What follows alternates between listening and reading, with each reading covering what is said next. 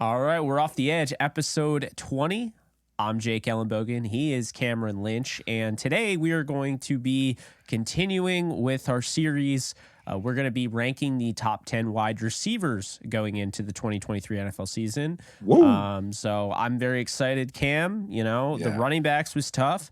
I thought Yeah. the quarterbacks was a little bit easier. I don't think I realized at the time how easy we had with the quarterbacks. Yeah. Patrick Mahomes. That's it. You call it a day after that.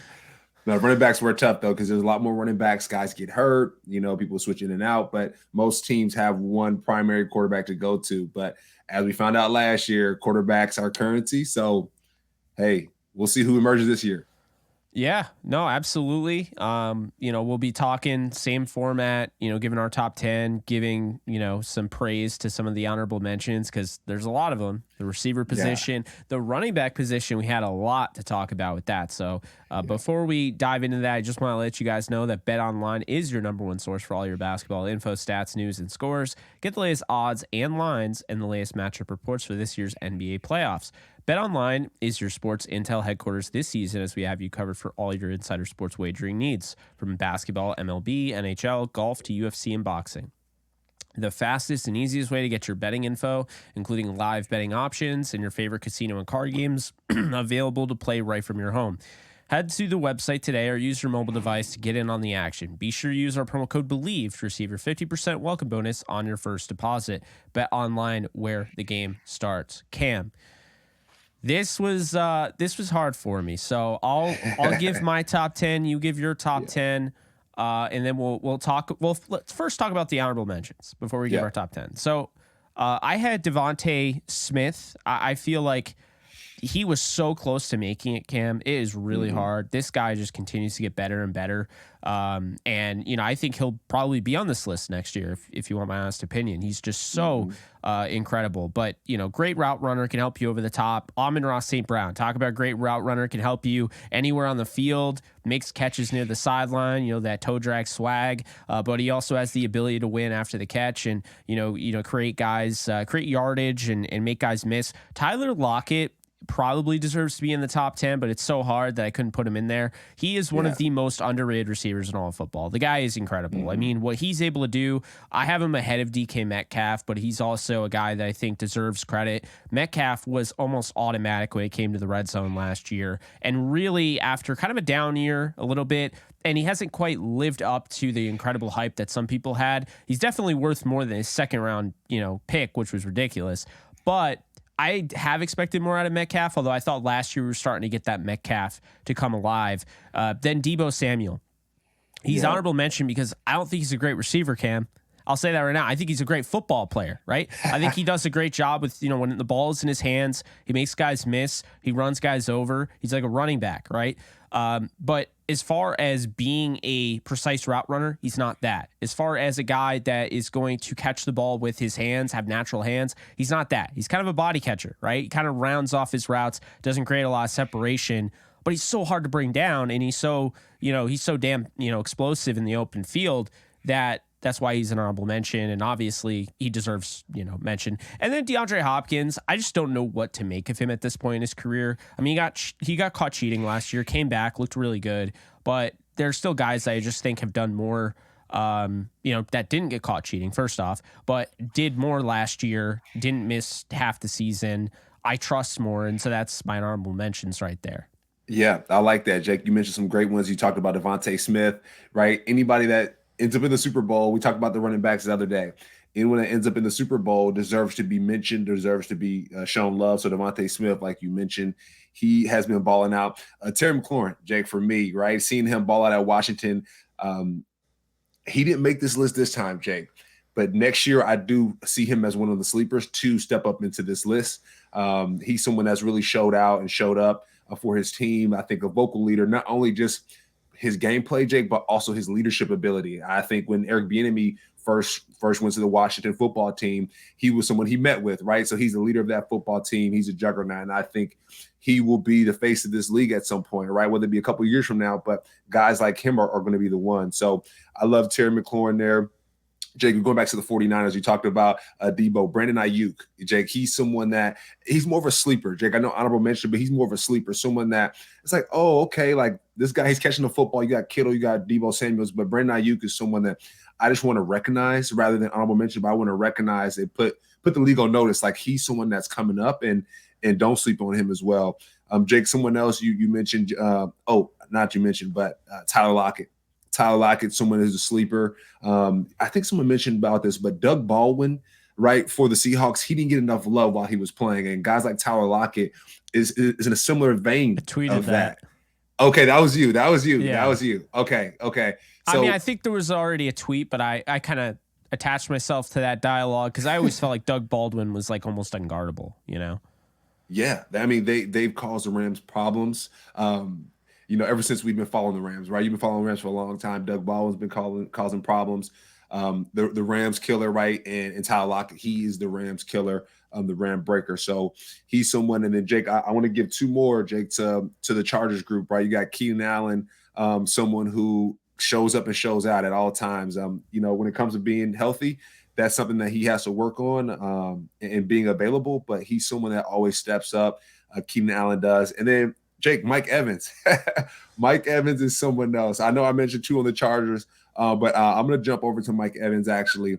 Mike Williams, he does a good job with the Chargers. He shows up and shows out. But Mike Evans is someone who I think doesn't always get that praise. Being with the Buccaneers, the Bad News Bucks, I played for him. He's always had 1,000-yard seasons, but never had gotten the recognition I think that he deserved. Finally, Tom Brady got there. He's gotten more love, won a Super Bowl. So he's good, but he's someone I also want to recognize and show that, hey, next year he could easily be on this list as well.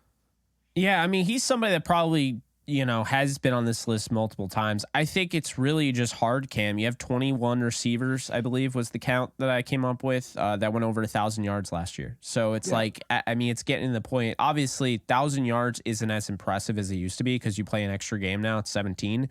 So we also have to take that into account. But, you look at the league, and I guess we'll go into the top 10. I had number 10, Terry McLaurin. So you had mentioned him like he was on your honorable.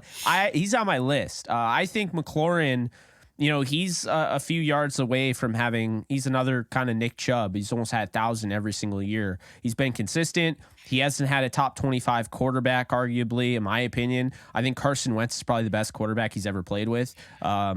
I mean, like Carson Wentz is probably the best. When you look, it's like it's either him, Heineke, Howell. We don't know what Howell will be. Maybe ends up being something, and that would be good for McLaurin. But as of right now, who has he really had? Kyle Allen? I mean, no. I think what he's done has been incredible. And then on top of that, I know they went out and, they go out and get Curtis Samuel. And we saw Samuel's emergence right before the contract year. He gets paid. Curtis Samuel can't stay healthy, and he hasn't exactly blown up like I expected. So I'm not about to say Curtis Samuel's taking double teams on, he's not making Terry McLaurin's life easier. And, you have other guys like that, Logan, I totally forgot his name, the tight end. You have other guys like that okay, they might have been a threat, but they couldn't stay healthy, And so I think that's Logan Thomas. That's a thing, So then I have him there. I think that's going to be debated, but I like him there. I think that's a good spot. Yeah. Number 9 is Jalen Waddle for me. I mean, when you look at the speed factor, you look at what he can do. He was my number 1, prospect coming out when, he left college, and I had him ahead of Jamar Chase. And people were like, that's crazy. Like, how do you do that? I'm like, Jalen Waddle is not a guy to sleep on. Just because he was hurt, like this guy can play. That's it. That's it. Yards after the catch, all of that. He tried to play in the national championship, being hurt. And they're like, man, we get it. Like, it's okay, But he's been a blessing for Tua. Tua's put him in a good position to succeed, and I think he'll continue to rise up the board because it's yards after the catch with him, it's explosiveness with him, it's yards per reception with him. But as he gets more nuanced as an NFL, receiver, there's going to be more to his game than just that. So, right now I think he's 9 here, but he could rise. Don't count him out. Number 8, CeeDee Lamb. I don't think I realized, because overnight it seems like CD Lamb went from, yeah, he's a really good receiver, to holy hell, this guy almost had 1,400 yards last year. Like, he is the guy, and I think he doesn't really get enough credit. I think when you look at CD Lamb, it's funny. I just said a guy on the Cowboys doesn't get enough credit, but when you think about it, though, CD Lamb, he's a guy that has just continued to make his presence felt. He's gotten better. And the whole Dak Prescott quarterback situation, he didn't have him the whole year last year, still made an impact. And when I look at him, first off, the last 2 years, those seasons, he's top 10, Cam, in EPA per route run. EPA is expected points added. So when you look at, CD Lamb, a top 10 wide receiver, when you combine all of those seasons that these guys had in 2021 and 2022, he's top 10 in that last year's performance. He continues to get better. I like him at 8, a guy that can help you after the catch. Number 7, Jamar Chase. Okay. Yeah. Jamar Chase could be higher on some people's boards. Wouldn't have an issue with that. My issue with Chase is that right now I think he is a bona fide deep threat. I think that's what he is. I don't think he has like this really well-rounded game right now. Now, that means he's going to get a lot better. He's a lot younger too than some of these guys in this list. So he's going to move up the rungs. It's not me hating. It's me being a realist. Plus, he's got Joe Burrow. Number 6, A.J. Brown. Played in the Super Bowl, immediately goes to the Eagles, and things just change, man. He was playing with the Titans. They didn't want to pay him, so they traded him to the Eagles. And you could argue, he was the big thing that kind of turned the Eagles around. that move kind of signaled, because, you've been in a locker room where a team has made a move before. It's kind of a sound wave, a shock wave that hits in a good way, It's like you drop the nuke, but in a good way, and now you're feeling the shock wave. Now you're feeding off that emotion. Yeah, and it's not the Aaron Rodgers or the Tom Brady. It's not that much of a shockwave, but he was one of those like step right below. Like, this is not the creme de la creme quarterback, but this is one of the better receivers that you'll get to score touchdowns, period. Well, it was funny, Cam. So this guy ran a 4.5, and he was a teammate of DK Metcalf, who ran like a 4.3. Yeah. Does this not show you that, like, just because a guy ran really fast doesn't mean everything? Like, it doesn't necessarily mean DK can't be better than AJ someday, but he's not right now. AJ is a pure, all-around, really talented receiver, and the speed works in the NFL. Okay, he ran a 4.5. I think we forget how freaking fast that is in the NFL. This guy can play with the pads. Yeah, and it's not Olympic speed, right? But it's football speed, Jake. Football speed is different than Olympic speed. So we got to overlook that sometimes, right? Or we don't have to put so much into it. That 4.5, it might be a little slow, but he might be quicker than he is fast. He might be quicker to catch that football and separate, which is more important. You want a guy to catch the football, Jake, rather than run down the field and not even catch a lick, So No, I totally agree with you. And then number 5 is, so the last 2 years, this guy's season this past year is second, only behind my number 1 receiver, who I won't mention right now. Second in EPA per game, and that is Stephon Diggs. I think Diggs might even be underrated at 5. He has an argument to be in the top 3. And I'm just saying, Buffalo better win, because you do not want that guy leaving. He is so good. And obviously Josh Allen helps, right? Having Josh Allen helps. But Stephon Diggs, I don't know how many guys we've seen that have had that meteoric of a rise. He was good on the Vikings, but I thought he was an overrated receiver by some people that were like, they wanted to put him up here. And I'm like, I don't see that. I think Thielen's better. But he goes to the Bills, and I'm like, what? Like, he immediately ascended to the sky. That's what they were hoping to get when they traded up to get Sammy Watkins at number 4 in the Aaron Donald draft. And then this guy just absolutely, tore the roof off. And it was one of the most balanced trades too, because, the Vikings got Justin Jefferson, who ended up being number 2 for me. But number 4, Davante Adams. Okay.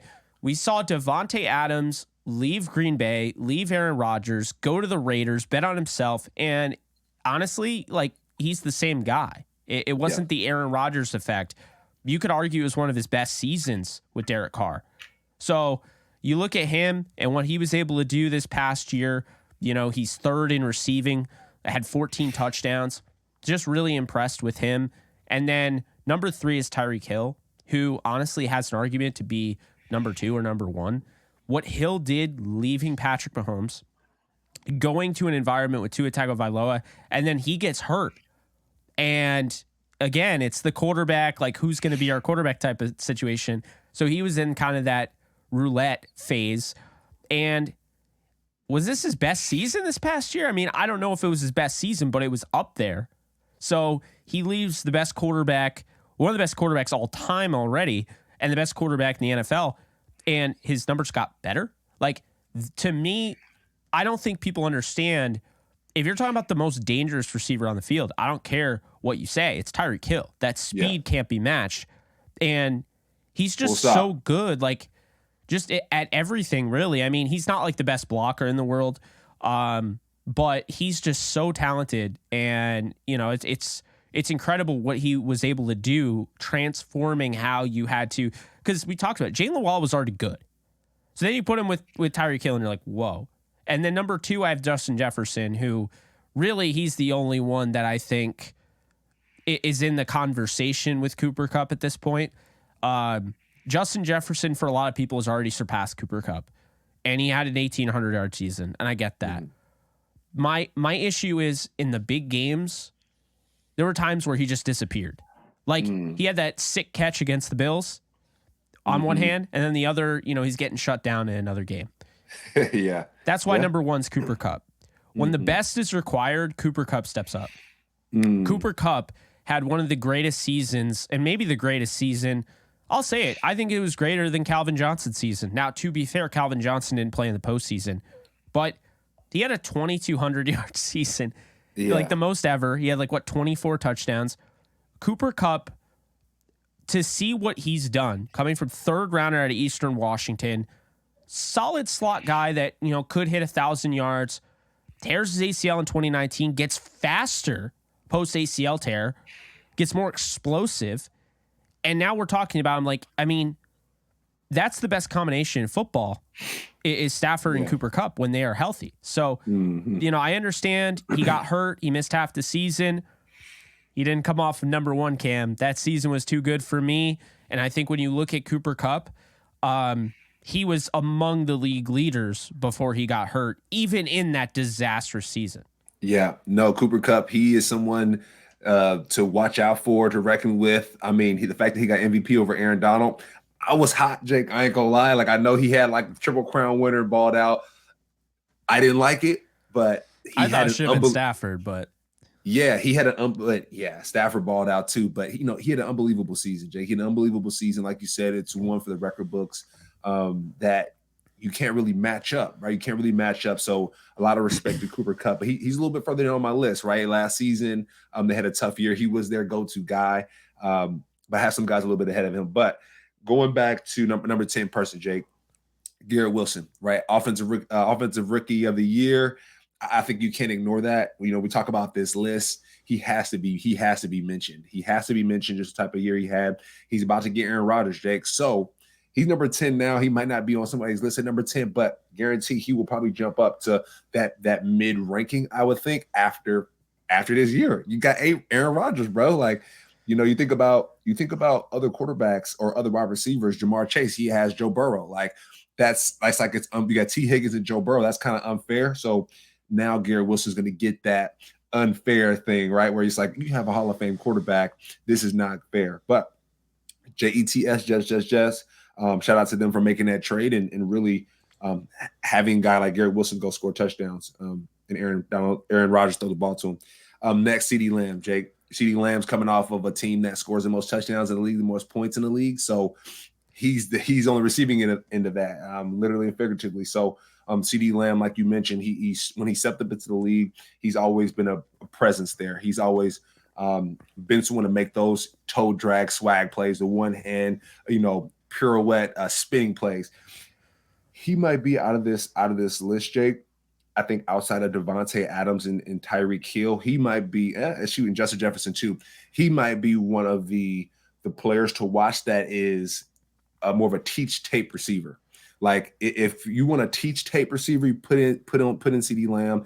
If you want a receiver that can also let's say, blow the receiver game out of the water, like, hey, receivers aren't supposed to do that, I think he's that receiver as well. I think Stephon Diggs is more of that teach tape receiver. Hey, this is how you run the route. You know, this is that to perfection, similar to Cooper Kupp. Sounds like you're talking about Keenan Allen, because that guy does not get enough credit. We also didn't mention him, but he's my God. Like, I wish he Yeah. could stay healthy because he is just so good. And I agree with you. Like, that's the thing that really stands out to me. Teach tape. Like, Lamb is such a good route runner, so precise, makes it so easy to get open. And then, the quarterback can it's pitch and catch at that point. Yeah, no, you're right. You're right. And I did have our Chargers guys at the beginning honorable mention. So I showed him some love at the beginning. Oh, He you got did? Yeah, that. that's right. Yeah. Keenan Okay. Allen. Yeah, he got some love there. All good. 'Cause they go against the Rams all the time, right? It's a battle of LA. So a lot of respect to those guys. I know the 49ers don't really get much respect from you, Jake. But just kidding. All Hey, good. CMC was number one. That's true. Or running back. That's right. It's hard to be denied, right? It's hard to be denied when you're Christian McCaffrey. Next in line, you talk about CD Lamb making those teach tape plays and nice acrobatic plays. Jamar Chase is next for me, Jake. We talked about having Joe Burrow to throw the ball to, coming out of LSU, winning the national championship, and then finding that same synergy in the NFL.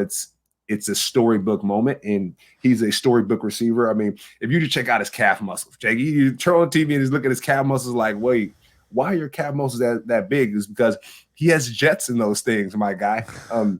Talk about a deep threat. Like, he's the person to take the top off. He's the person to come back and make those contested catches, 50-50 balls. Jamar Chase, he is that combination with T. Higgins. He's someone else that we, throw in honorable mentions. I know last year with everything that went down with the Buffalo Bills and everything like that, I know he has probably a lot on his heart and on his shoulders and on his chest. So hopefully this year, he can have a clean slate, Jake, because that was a lot for T. Higgins. But going back, Jamar Chase is my number 7 guy, or number 9 guy, 8 guy. And then next, we got Jalen Waddle, right? Waddle man.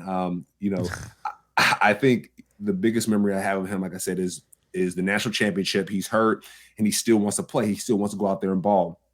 Mind you, he gets drafted in the first round. And then going to his draft day, right? When he gets drafted, he was so hyped. His family was clapping for him, and he got up and dipped right to the stage. So that he went viral in that moment. But Jalen Waddle is someone that stepped into the league and found immediate success, right? He has 2 to throw the ball to him. They both went to Alabama. So these guys already have that type of camaraderie, which is really cool. And Jalen Waddle, he can get busy, man. He can find those open lanes. He's more of a guy that if you put him in a slot, he's going to be a matchup nightmare for anybody and their mother. So Jalen Waddle, I got him lined up there. And then next, Jake, I have Stephon Diggs. So, Jake, I had the pleasure to work out with Stephon Diggs out in D.C., him and his brother. And when I say these guys were dunking the basketball, Jake, shooting the ball from freaking half court and it dropping in like layups, like their athletic ability is next level. Just everything that they do is like, whoa, that's nice. Like, let's go show somebody else because this is how they should do it. And so I would say these guys are perfectionists. One thing that I did see too, off the field, Stephon talked about being a billionaire. Like, that was his goal, to be a billionaire. And I thought that was really cool because his mind is set in other places. Hey, and you talked about if the Bills don't win, I'm gonna call it right now. Camp Stradamus, we're gonna see him in a Cowboys helmet. If the Bills don't win, we're gonna see him in a Cowboys helmet.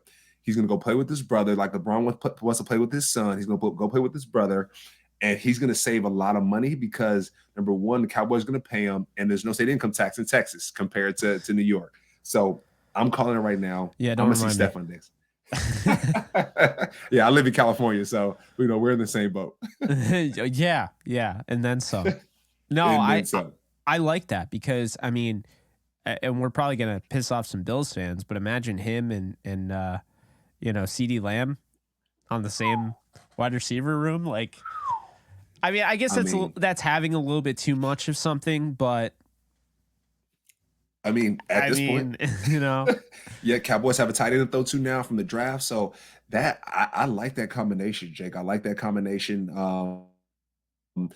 There's other whole running backs in the backfield, a whole bunch of receivers lined up outside. So, you got the Jets. They got a crazy combination too with Lazard and Garrett Wilson. So they got an unfair matchup as well. So hey, line them up. Let's go.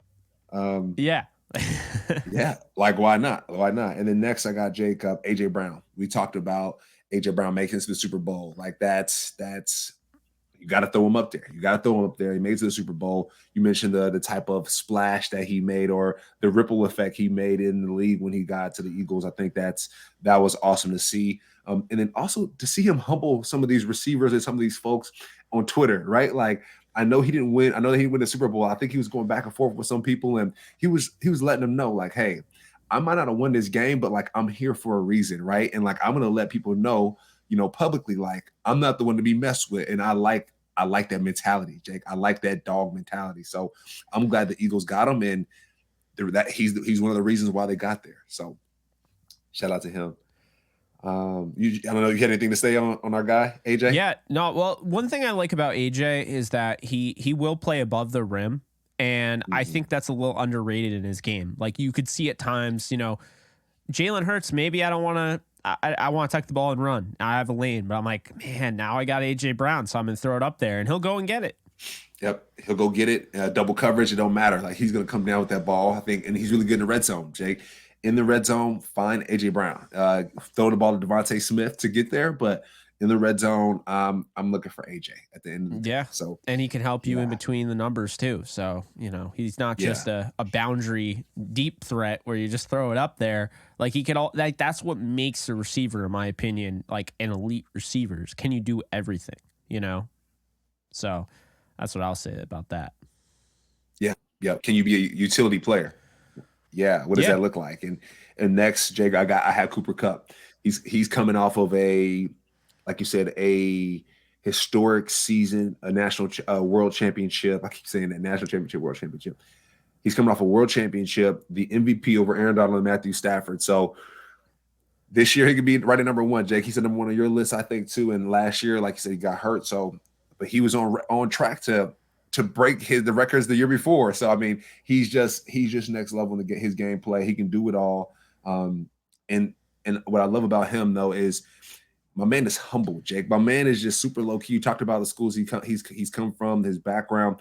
He just low key and goes to work, does his job, and makes big plays. Like, that's what you can ask for in a football player. He's super smart. We talk about him breaking down plays, having that Sean McVay type memory where he's recalling different things and he's able to break the game down a different way. I'm excited to see, Jake, the rest of his career, what he's going to do. You're talking about that Texans game. I know you are, because she came over and interviewed him, and he was like, yeah, you had a fire zone here, and then, I had to 3-man pushing through. I forget exactly what he said, but it was like, yeah. Just like having, well, and McVay always preaches the idea of being an extension of the coaching staff, because obviously the coaching staff can't be on the field. They're on the sidelines. And so, it was something I noticed and something I always valued about Peyton Manning and somebody like Peyton Manning, somebody like Kurt Warner, Marshall Faulk, even when you have that many guys on the field that are like another coach, it really helps you out. And so just that much football intelligence on one field, you can only win with.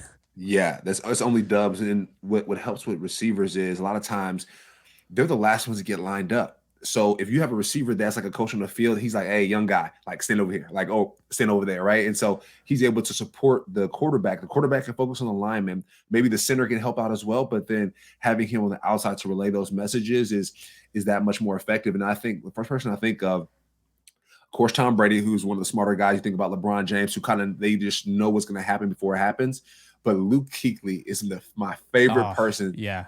To think about when you talk about seeing it before it happens, right? You're not the deja vu aspect where he's calling out runs over here and everyone's tuned in, the fans are tuned in, and like you go and make a play and you play that, but they play that much faster. Cooper Kupp has that ability. So, yeah, and we wished him a happy birthday a few episodes ago. So exactly, our guy Luke, and then Cooper Kupp, all world talent. Like I said, I'm excited to see what he's going to do, and that goes to show as well the draft. You can't have the draft put a ceiling on your success in the league, because my guy, like you said, could be number one. He's number one on your list. He could be number one. So he ran a 4.62. I don't care about the 40 time. Jerry Rice. What everyone always brings up Jerry Rice. Didn't he run like a 4.75 or something like that? I mean, I don't know. 40 time that's great. That's how fast I am if Michael Myers is chasing after me. But right. But like the point is like 40 time is what you are without pads on. It's just how you are. Like that's only good if you want to race somebody or somebody's chasing after you. Yeah, if you're in the Olympics, like that's if you have a good 40 Or time, yeah, or you in the get the blocks Olympics. fast. Yeah, a little bit less grim there. Like, yeah, the Olympics, maybe not the murder type or anything like that. But no. Like the whole point of that is like when you put the pads on, if you're not running what I saw you run at the combine, I'm gonna have to assume that the reason you're playing slow is because you don't have it up here. And that immediately, that's why, like, honestly, the combine can low key raise some red flags for me when I'm doing my evaluation. So, yeah, speed is speed. Long speed with shorts and a t-shirt on is not everything. No, it's not. I think a lot of times when you look at the 40 and the 10-yard split, I think I won't say it's more important than a 40, but that 10-yard split, a lot of times that's where football is within that first 10 yards. You can win or lose within that first 10 yards. And even sooner than that, Jake. And so I think that's way more important than having that long speed. And a lot of times the track guys have that long speed. They run that 4.3, but a lot of times they can't catch. They can't catch shit, Jake, because they're moving so fast. They don't know how to really break things down and make it make sense. So Cooper Kupp running a 4.6, but top of the league. Come on, man. I know. It's pretty crazy. I mean, and keep in mind, when you look at like the top guys last year, it's like you don't see any like 6'5" guys. You know, the top receivers, Justin Jefferson is what, 6'2", 6'3". Like, okay, you know, but Tyreek Hill, 5'10", you know, Devontae Adams is what, 6'1", you know, AJ Brown, 6 feet, Stephon Diggs, 6 feet, CeeDee Lamb is 5'11", 6 feet, you know, Jalen Waddle's definitely not. Like, he's 6 feet or shorter. Probably like 5'9", 5'10". Devontae Smith, maybe 6 feet. So I think he's really slim. You know, Terry McLaurin, 5'11", right? Amon-Ra St. Brown is, I think, the tallest, right? Because he's 6'4", I think it is. Yeah.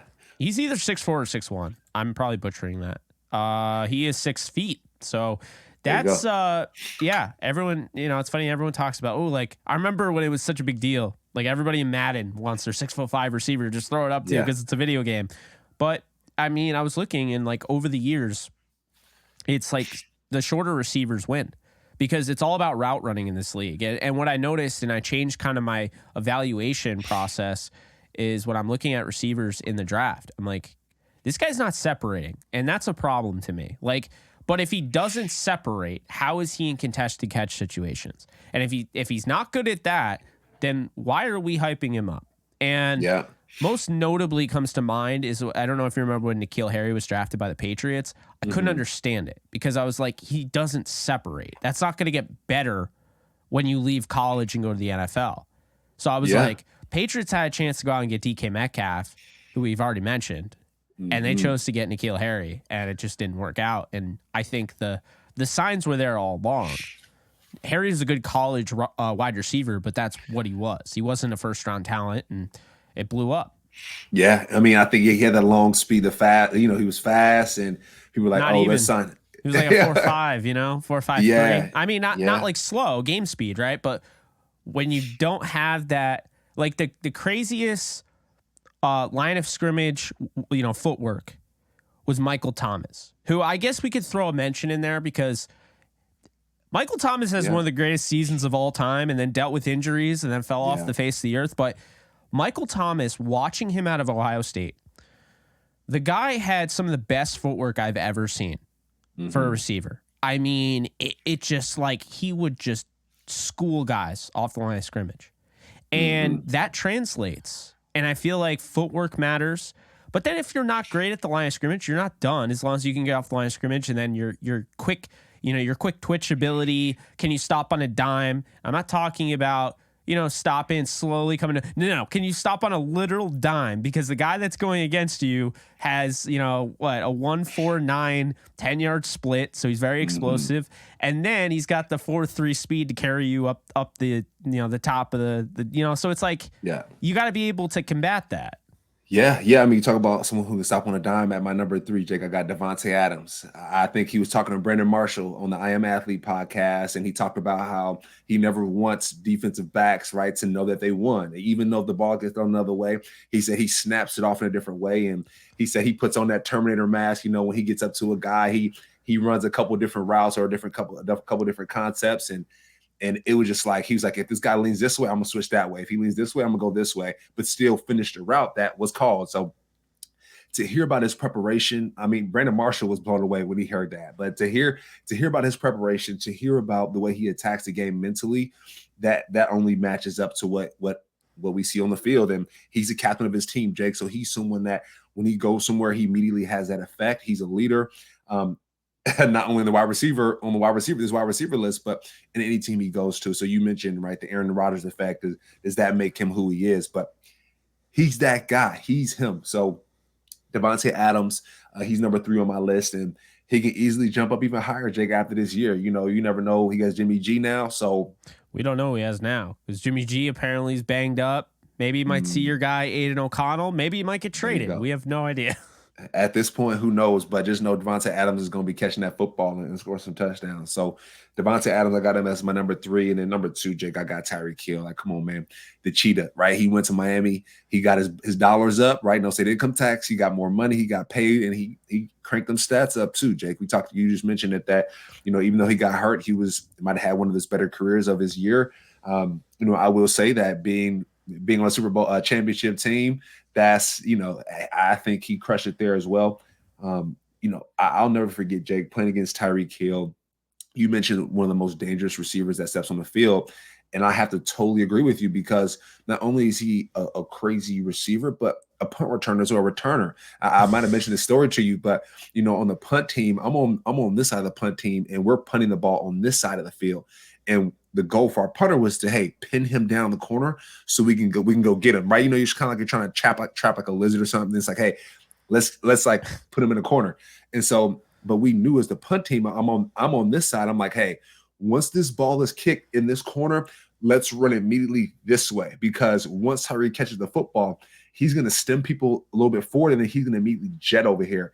And if our first step is not this way and it's like inside, he's going to beat us. So you never forget just how dangerous he is. And by the time we get down the field, Jake, 40, 50 yards, Tyreek Hill is right around where we said he would be. And thankfully we kind of corralled him and got him down. But he's dangerous, Jake. He's dangerous anywhere he goes.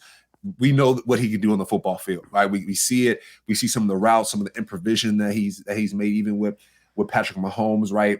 We see some of the championship games where he's running banana routes that are breaking the seams and then hitting the sideline. And Patrick Mahomes is like, hey, Tyreek is down there, just throw it. So he's number 2, Jake. He's number 2, one of the most dynamic receivers that we can see. And then my number 1, Justin Jefferson, Jake. I mean, breaking Randy Moss's record. I mean, Randy Moss is my favorite receiver, Jake, playing Madden growing up. So finally there's someone in those shoes that can compete in a similar fashion. I'm not going to say the same fashion because Randy Moss is Randy Moss, but in a similar fashion, Jake, to see him battle, I would say in between the lines is insane. To see him line up in different places on the football field is kind of crazy. Like you see him line up over here, you see him line up in the slot, behind the tackle to then run in motion. Like they use him in so many different ways, and he's that effective. And one other thing too, just looking at the top 100 players, right, of the year. I know we mentioned that list is coming out soon, but a lot of those lists from last year or some like pre-lists, Justin Jefferson's at the top of mostly everybody's list. And that's kind of crazy to me. And so he's my number 1 because he's super productive. He's going to be eclipsing Randy Moss pretty soon here. You know, 100-yard receiving games. He's just that guy, and I want him at number 1. And there's other guys on this list that can definitely jump him, but I got Justin Jefferson as my number 1. Yeah, I mean, I think Justin Jefferson, Cooper Kupp are 1, 2 for me. I mean, I have Cooper Kupp and you have Justin Jefferson, and you have a couple of lower. And I mean, it's kind of it really, like we talked about, it really depends on like how you view him after last year. My issue with Justin Jefferson is that you see those games like when he was needed, you know.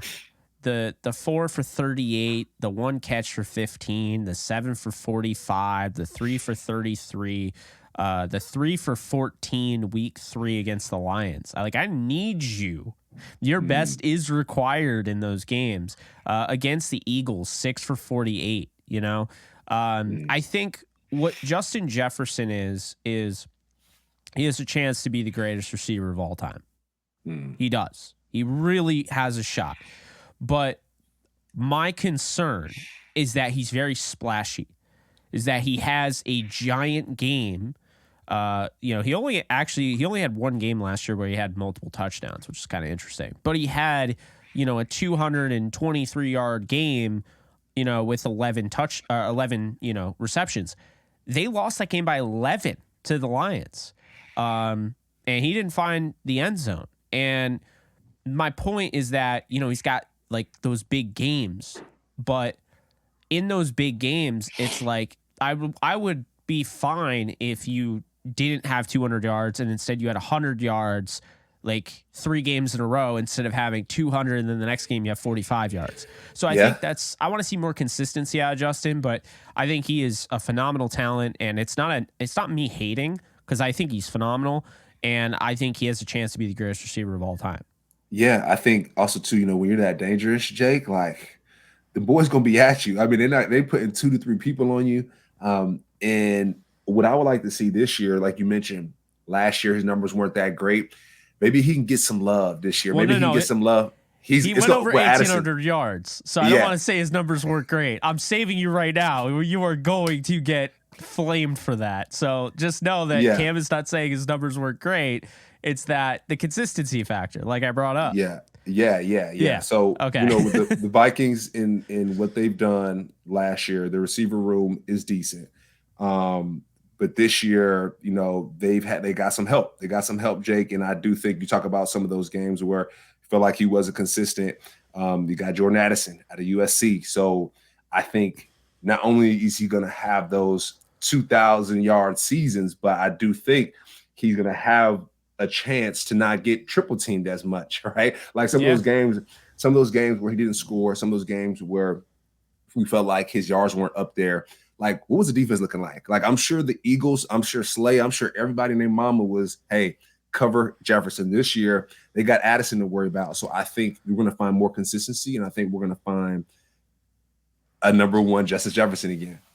Yeah, I mean, and I don't know how much you can blame him for the postseason, because they lost that game 31-24 to the Giants, the first round.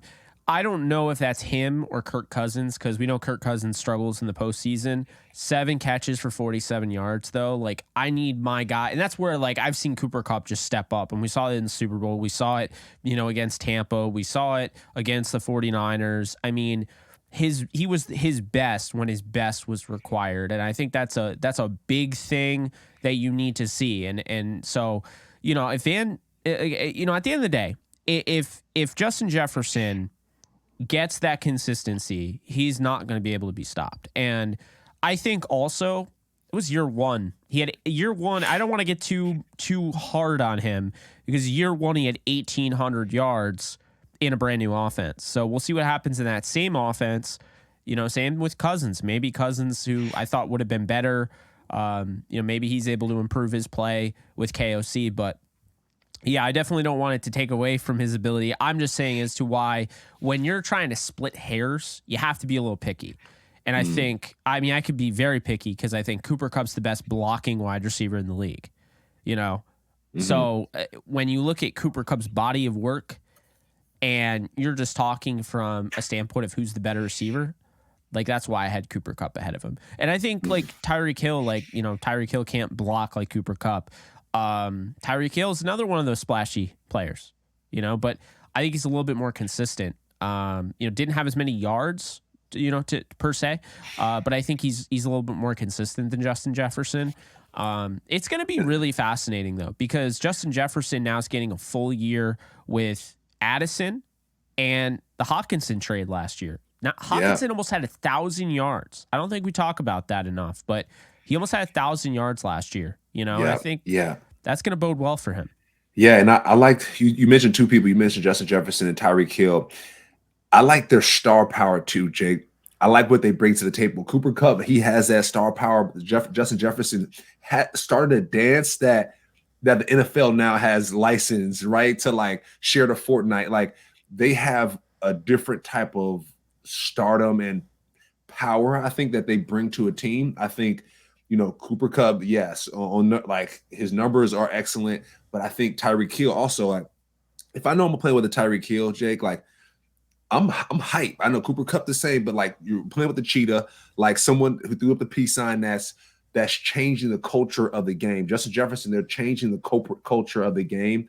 Cooper Kupp is, but I think these two guys, I think they have, like I said, just that international superpower that I think bodes well, not only with their numbers and their stats, but also business wise as well. I think their jersey sales, right? We talk about how much people are spending to buy their jerseys versus a Cooper Kupp versus a Stephon Diggs. Like, I think these guys are crushing it. So, that's my last on that. But I know we got a birthday segment coming up soon too.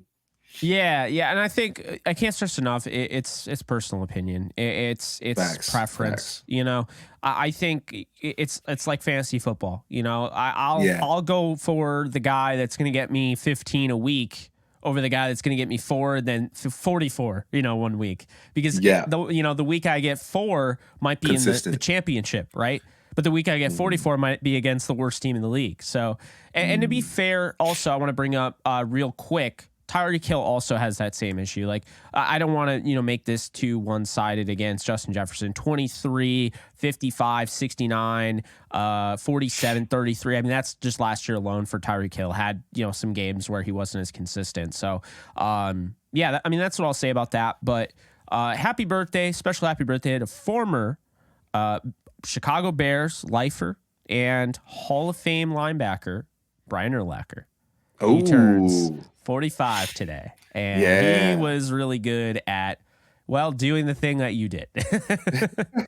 One of my favorites, along with Ray Lewis and Luke Kuechly, those 3, my favorites. He just, 4-time All-Pro, 8-time Pro Bowler. Did I mention he's a Hall of Famer as well? Defensive Player of the Year. He had a Rookie of the Year on that. He played 13 years in Chicago, 180 games, over 1,300 tackles, 11 forced fumbles, 22 interceptions, 90 pass breakups. Wow. Dude's a legend.